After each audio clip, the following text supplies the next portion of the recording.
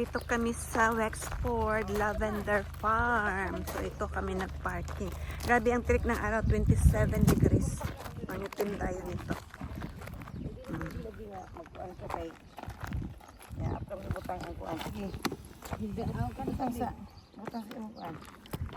Na to yung mga lavenders. Ang sa daw? 25 years ay sa mapulo matyo. Ano to? Bantay ha, basin ba? Modern explanation ng mga undertires para daw din. Ayan ang lavender farm. Oh, ito.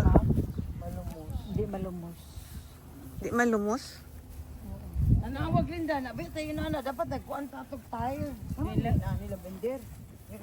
Namatay ang lavender na to. Tatag siya kayo mo ba? Tatag. Bisa mag-picture na. Nagbasa ang takama. Ito ang ano, lavender farm. Sa tuwa gid ini nga gamit ni kay mo himo ni mo kapal. Ang wheelchair. Dapat din dito sa baba yun. Oh. Kira ka. Dito mo yat oh. Yat dito mo. Lagi. Landong. Gani. O dito na mo. Dito.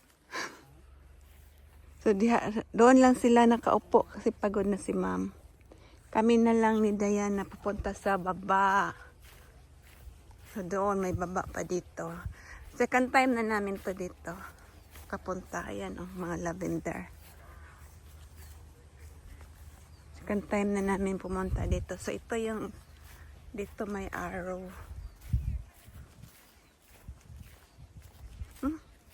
Mas marami dito sa baba. Woodland, white walks, and more lavender. Mas marami dito sa baba. Teka. Ayan.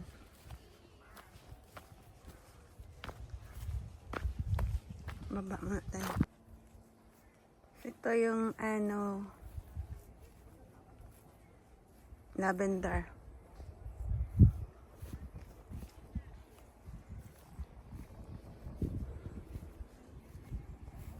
Bango.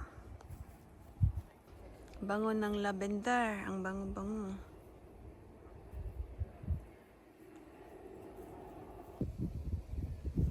Ang bango ang lavender.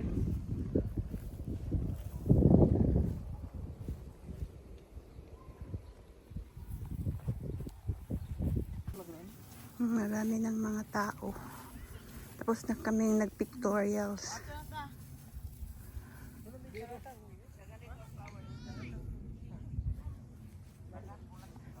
Mga tao yan punta dito. Magbagtas na po si ma'am. May cafe nila dito. Cafe, may ano. Sandwich gani. Nagbayad kami ng car park namin 9 euro.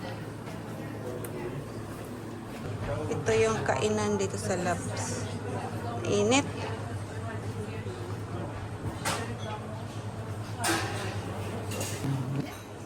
Meron silang mga product dito, lavender. Diffuser, candle collection. Ayan, may candle pa siya. May lavender pa sila. Oh. Ha? Ang lavender?